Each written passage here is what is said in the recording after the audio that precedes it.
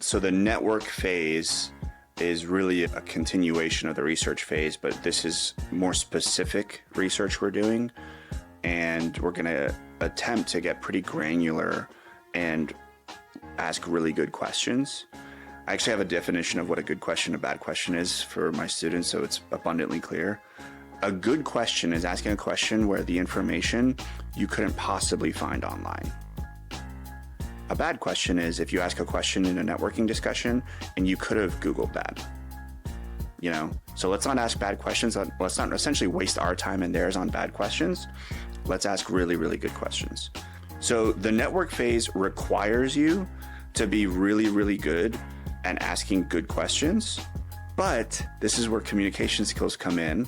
It's also important you know when to ask these questions and how to ask them, right? So if I get into a network call and right off the bat, I'm like, hey, do you guys have any open roles? That's a little weird. Like, that's awkward. Let's not do that. I'm not suggesting you just drill people.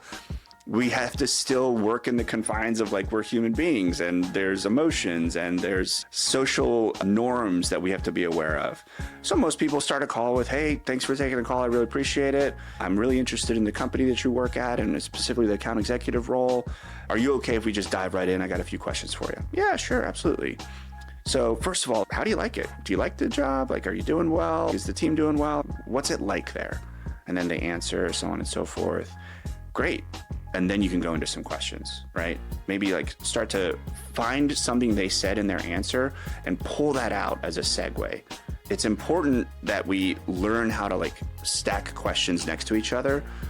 It's tough when you're asking questions and just pulling them out of the blue. Like, have a bit of a strategy on how we ask questions. So that's often overlooked. Like, a lot of people don't consider that as they prepare for these networking calls, but it's important that you prepare from that perspective as well. Good questions, how you're gonna ask questions, when you're gonna ask questions, and this is also something you can practice. We wanna get to a point where we're finding people that know there's an open role and they're very familiar with the role. Ideally, it's other salespeople that are on that team and they're like, yeah, if you were to get this job, you'd be my peer. We'd be sitting next to each other, you know? So those kinds of people are ideally who you're looking to have chats with.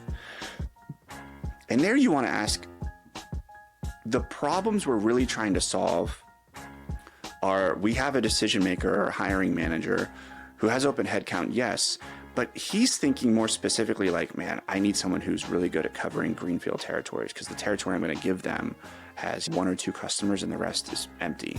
And so I need them to be really good at prospecting, executive presence, getting meetings, essentially like on demand. Those are the skills that this hiring manager is really like emphasizing and looking for. And the job description's probably going to say those things, but it's going to be really hard to tell that that's the emphasis, right? Like, those are the things that they're really looking for. And so it's important that we can pull that information out from our discussions with peers or colleagues. And that's going to help us in the next phase as we synthesize all this information and deliver a proposal. But largely the network phase, a lot of people are doing this phase. They're just asking bad questions, right? They're asking questions they could have found online, or they're asking questions that don't actually help them find information about how they're going to solve this problem. They're just asking generalities, which is the norm, which is kind of like what society and the marketplace we live in condones and supports. It's what everyone does. I mean, if I had $1 for every time someone asks, like, tell me about a day in the life of an account executive at Salesforce. I'm like, really?